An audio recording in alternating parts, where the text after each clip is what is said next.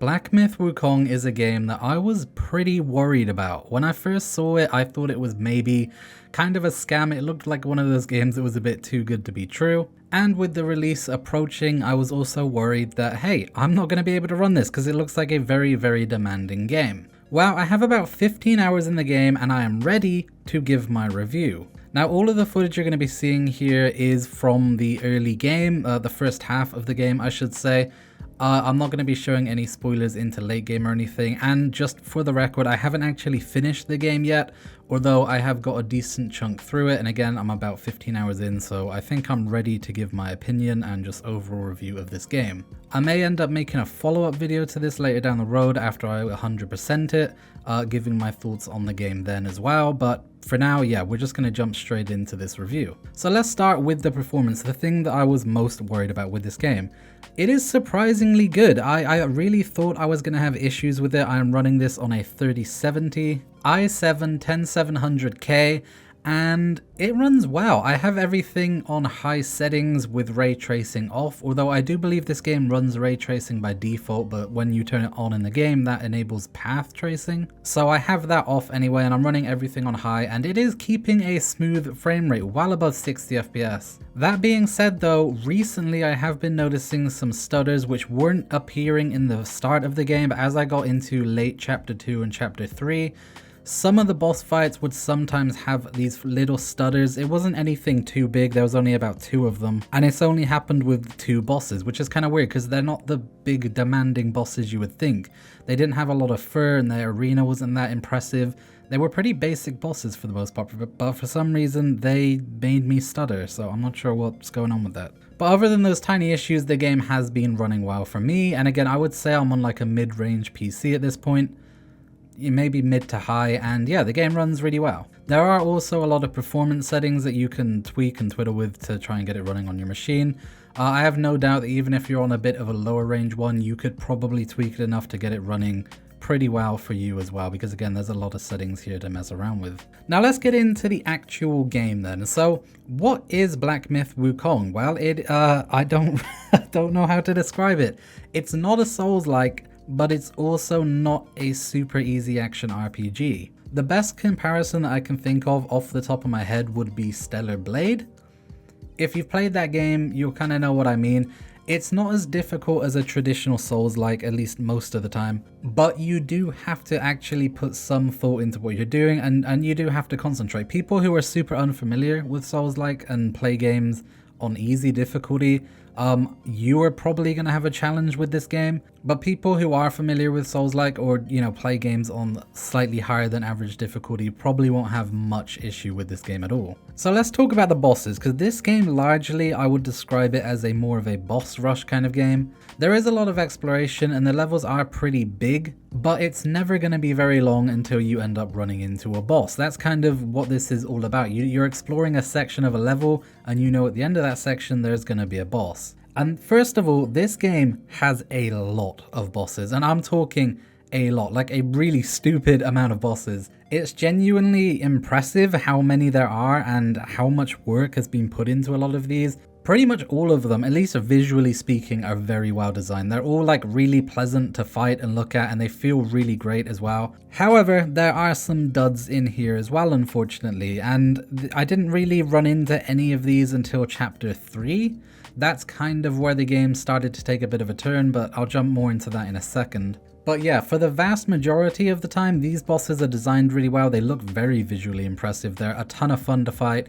And again, the variety here is crazy. And if you know me, if you've been watching this channel for a while, you'll know that enemy variety is a very big pet peeve of mine. If a game doesn't have a ton of enemy variety, I get bored really quickly. You know, like looking at Dragon's Dogma, that was my biggest complaint with that game, was the lack of enemy variety. Fighting the same enemies over and over again takes a lot of the mystery and the fun out of games for me. And I'm very glad to say that Black Myth Wukong has a very good amount of enemy variety. So there are 6 chapters to this game, and each chapter takes place in a new biome, a new kind of setting. So it keeps things interesting because you're not running through the same environments over and over again. You're constantly changing. You know, there's a snow one, a desert one, a forest one. There's a lot. I don't want to spoil all of them for you. But there are a lot of different biomes in this game. And again, each chapter takes place in a unique one, which keeps it fresh. As well as that, they also have their own unique enemies in these biomes, which again is a very big plus. It keeps the game fresh, it keeps it interesting. Every time you go into a new chapter, you're going to be encountering not only new bosses and new designs, but also just new mobs in general, which is really great and a ton of fun, and I have to give them mad props for that. So the enemy variety I'm really impressed with, but what did I mean when I said things took a bit of a turn in Chapter 3? Well, it was in Chapter 3 that I kind of noticed a bit of a decline in quality in terms of the bosses. Not on the visual front. Visually, everything looks stunning pretty much all the way through the game. But in terms of boss design, there were 2 bosses in Chapter 3 that really rubbed me the wrong way. I really did not have a good time fighting. And it's not necessarily because of the difficulty or anything, although one of them was very difficult. It took me a stupid amount of time to actually end up beating it. But the main thing was the design. Now, without going into too many spoilers, the boss I am thinking of here was in a very small arena, and it was a pretty big boss. It had an insane amount of health, more health than any other boss that I fought in the game. And it also had this kind of invincibility stage where you would have to dodge its attacks while it would like spam you with a bunch of stuff. It was just a very badly designed boss. You were fighting the camera a lot as well, which is a very common thing in these games. But again, I didn't really have much of a problem with it until Chapter 3 of this game. There were 2 bosses in particular that... One of them was shown in the trailer, so I'll probably throw up gameplay here because I don't think that's much of a spoiler. But the camera was the worst thing about it. It was so difficult to attack the boss and keep track of what was happening because the camera was just working against you. And obviously, again, that happens in FromSoft games. It happens in, you know, any type of this sort of game. But this was particularly annoying, and especially the boss that I'm not going to show here, but the one that was in the small arena. It was very frustrating because half the time you literally couldn't see the attacks because the camera would be inside of the boss. It was an absolute nightmare. But that's kind of bound to happen in a game that has this much variety and this many bosses. I mean, there's going to be some duds when you have this many bosses to make. And I am super happy to say that this is a very small minority here. I'd end up fighting one of these bosses I just don't really enjoy, and then the next boss I go to would be another spectacular one that is just a ton of fun and provides a decent fair challenge. Speaking of challenge, yeah, as I mentioned, the difficulty is a bit weird. It's somewhere in between, I would say, God of War on the most difficult difficulty and a FromSoft game. It's not quite as difficult as something like Elden Ring, but the game has weird spikes. Again, it kind of comes back to the quality in the bosses here in terms of the design. You'll have a boss that is super easy and you'll beat on your first or second try, and then you'll run into a boss, again, like I was saying earlier, the one with the small arena. That one took me well over an hour. I'd had many attempts, more attempts than I could bother counting, and it was really frustrating me. So the difficulty in bosses seem to be kind of varying. You know, sometimes they'll be super challenging, sometimes they'll be super easy. There's not much consistency, which is definitely a negative. But for the most part, I have found the majority of the bosses to be pretty easy. It doesn't usually take me any more than, you know, 4 or 5 attempts to defeat a boss, which is a bit anticlimactic in a game like this. And it also just makes it even more frustrating when you run into a boss that does put up a real challenge, because it's kind of unexpected, and again, it just doesn't have that consistency. But I think the visual spectacle of fighting the bosses and the actual act of doing it is fun enough to make up for some of that lack of quality in terms of design and difficulty. Now let's talk about the actual combat.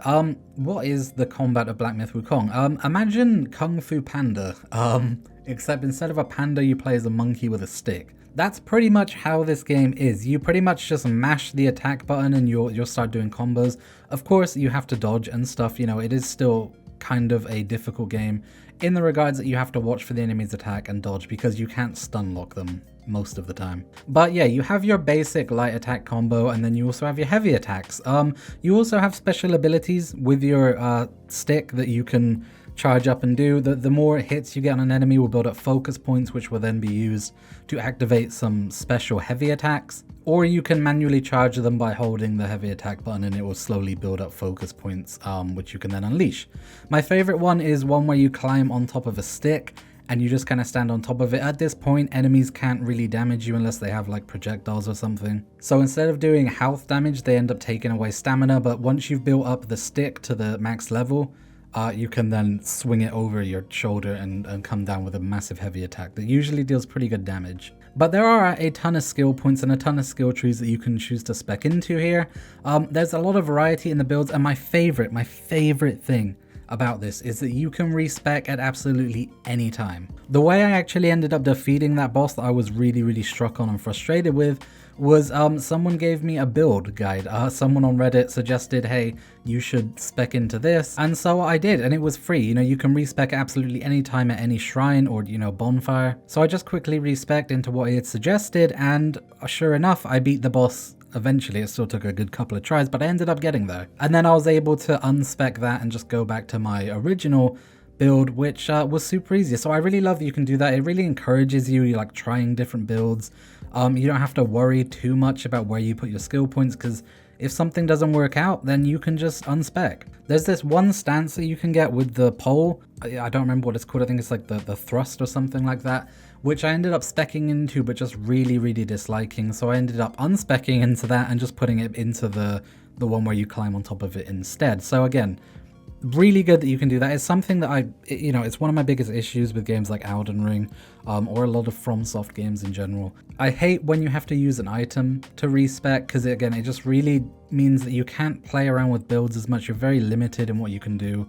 And if you are like me and you're terrible at making builds in games and you make a lot of mistakes, you're kind of screwed. So this game encourages it, and it will allow you to make mistakes. And I think that's just something that's worth noting. And again, for me, it's a huge quality of life feature. There are also a ton of spells that you can learn throughout the game. These will help you massively in combat, pretty much turn you overpowered. There's one spell which you get super early on that lets you pretty much freeze enemies at any time. It does only last for a few seconds, but it does also interrupt their attack combo, so it is stupidly overpowered. You'll also get a spell that allows you to transform into a ghost version of yourself, sneak up behind the boss because they'll be focused on a decoy, and then kick them to get some nice damage off. If the combat in this game, to be honest, it feels a lot less about timing. It's super forgiving in terms of timing, actually. Perfect dodging does exist in the game, but it exists more as a bonus rather than something you have to do. The dodge times in general are, again, very forgiving, which is why I think the game is pretty easy most of the time, just because you don't have to learn the bosses and memorize the attacks down to a T. You get a pretty big grace period. I would say the difficulty actually more comes in terms of learning when to use your spells and how to use them, because if you can pull them off correctly, they can turn a boss fight around completely. Not to mention, it feels super cool once you've learned when to use your spells specifically on a boss and you just start kicking its ass, running everything almost perfectly. It looks really cool, it feels really cool to do. It's definitely the highlight of the combat for me, just being able to chain spells together and again, just get that timing down on every single boss to, eventually end up kicking their ass. It feels really good. Now on to the level design here. The level design in Black Myth Wukong is kind of weird. It's not a traditional FromSoft kind of level design with paths that kind of loop back on each other and open shortcuts and stuff like that. Although there are instances of this, it isn't really the main way they go about doing things. Instead, this kind of acts more like a linear game with kind of semi-open levels. There'll be a bunch of branching paths which will take you to different areas and different bosses and different quests and all that sort of thing. I guess the best way to describe it is to think of it more as a huge linear level with a bunch of branching paths that don't connect to each other, but instead take you to completely different places and completely different boss fights. Because as I mentioned, there are a lot of bosses in this game. Overall though, I really like it. I'm having a lot of fun. It's fun to explore. When you die in this game also, you don't actually lose anything. It's not like a Souls-like where you'll lose your XP or souls or whatever. When you die in this, there is no punishment. You keep all your skill points at all times. You can spec them in literally whenever you want. I think that's pretty cool. It opens up the possibility of exploration. I don't ever look down a path and go, oh, I don't want to explore that because I need to get to a bonfire first. 99% of the time, I'm just like, oh, okay, I'll go down here. Why not? And I usually end up finding something pretty cool, so I think that's a really cool thing. There is one gigantic negative thing though with this, and that is invisible walls. This game uses a ton of invisible walls, to the point where it's actually really annoying. They're not just in places far and few between, they're in a lot of places and they are very obstructive. There's a lot of times where I think, oh, I can go over here, maybe there's some secret loot, and then boom, I hit an invisible wall. That I think is the biggest problem with the level design, and something I would like to see addressed in the future with this studio. They definitely use them way too much here. But yeah, in terms of the level design, I think it's done really well. Again, it's fun to explore. It feels very natural. I didn't really ever feel too lost. There were a few times when I wasn't sure which way was the main way to go and which way was like optional side content, but I never felt like overly lost or anything. It was always clear, and again, the way they've done it, it kind of feels semi-open world but also linear. It's very difficult to explain, but either way, I really like it and I think it flows really well. And that is the same for the quest too in this game. There are a bunch of side quests in this game. Every single chapter has a whole bunch of them. And they don't just give you items and stuff. A lot of these side quests will actually take you to secret areas or even secret bosses in those areas. Like we're talking Elden Ring level type stuff here. You know, there'll be like a whole secret area which will have a bunch of new characters and storylines, as well as like a big boss at the end of it. Sometimes even two. In chapter 2 specifically, I can think of like 6 bosses that were, you know, somewhat secret or related to side quests at least. So they're definitely worth seeking out and keeping an eye out for. Because not only, do you get great rewards from it, but you'll also find a lot of unique bosses. And again, that's kind of what I'm talking about in terms of the variety here, not just in terms of mobs, but bosses themselves. There are a lot in this game, and quite a few of them are going to be secret that you'll actually have to work to kind of unlock. The side quests do work quite like FromSoft games. They're very cryptic. They don't just straight up tell you where to go. There's no waypoint or markers or anything like that. In fact, there's not even a map in this game. I didn't think to mention it because I never really needed one. But yeah, there is no map in this game, so it is quite natural the way you're going to be exploring and stuff. And again, with the side quests, you're going to have to actually pay attention to what NPCs say and figure out what to do. Although, you know, you could also just Google it. I did that quite a lot because I'm not very smart in terms of this sort of stuff. So, you know, I'm not ashamed to Google some stuff every now and again. But yeah, there are a lot of cool bosses in areas related to side quests as well as cool items. So again, props for them to actually putting the effort into it and you know, willing to let people miss that kind of content. It's something that I really like in games when there's a lot of optional content that is actually really good and has a lot of value that players might just miss, and developers are okay with that. I think that's really cool. As for the actual main story, I have no idea what is going on. I understand the basics of it, like the overall outline and the overall main plot, but I don't really understand the characters. I don't really know what's going on, but I also don't really care that much. All I know is that I'm a monkey and I'm here to kill things. I don't want to spoil the main story too much for you, but it pretty much tells you right at the beginning of the game, like it'll explain the plot and it'll explain what you're doing. As far as I'm concerned, that's all you really need to know. Now, you probably can get, you know, more understanding of the things that are happening if you watch Journey to the West, which is what this game is based on. There's a TV show for it, also a bunch of books, so you could go and lure yourself up if you wanted to. But yeah, I just do think it's worth noting that the game isn't very clear in terms of like what is going on or specific things. It does expect you to understand the universe a bit, or just not care enough to, you know, jump in. And for me, you know, the mystery adds quite a lot. Like, me not understanding certain things isn't too much of a deterrent or anything like that. It's still a really fun experience. And again, I understand the core plot enough to at least know what is going on and what I'm supposed to be doing. And that is enough to carry me personally through the game because, you know, I have an overall goal. I know what I'm, you know, going towards. But yeah, provided that you do everything in this game, including all the optional side content, you're probably going to get around 30 hours out of this. There are 6 chapters in total. Each of them can range from, you know, 3 to 4 hours to maybe 6 or 7. It depends on your playstyle. It depends on like how easily you get through the bosses, but it also depends on how much you explore and how much side content you actually bother interacting with. But yeah, for most people, I would say you would get about 25 to 30 hours out of this game, which is pretty good for this sort of game. And I mean, in fact, it's very good. Especially, again, when you take into account the enemy variety and the boss variety and just like how good everything looks on a visual level. I think that's really, really impressive for the studio to have pulled off. And this game, again, it is super cinematic. There are a lot of cutscenes in this game. So, you know, they're all done really well, like full-on AAA level cutscenes. As well as that, they also take notes from God of War, where the boss fight will sometimes transform into a cutscene. They'll do a move on you that will like maybe throw you up in the sky, and then they'll catch you on their weapon and kind of like spin you around and slam you into the ground. There is a lot of that kind of stuff in here.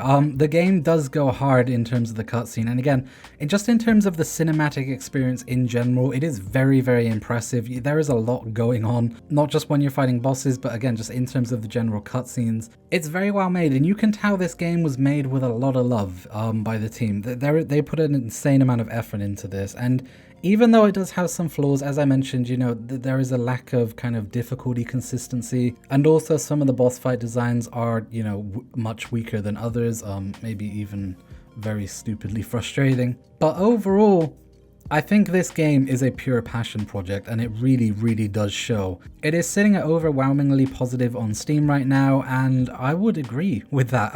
For the most part, my experience has been very, very positive, and even the things that I didn't like, the good things completely outshine them, like massively outshine them. So yeah, overall, I think this is a very good experience that is worth visiting, especially if you're a fan of Souls-likes. It's going to be a lot easier than a Souls-like, but I think you're still going to have a lot of fun just from the visual spectacle alone. And if you're a casual action game fan, I would also consider giving it a shot, although again, you may struggle in certain areas. If you push through it, I'm sure you will figure it out. So yeah, that is my thoughts on Black Myth Wukong. It is currently my runner-up for Game of the Year. There hasn't been too many releases this year, so you know, that could end up changing, but the only game I can actually think of that could possibly dethrone that title is Stalker 2, so we'll have to wait and see what that's like when that comes out.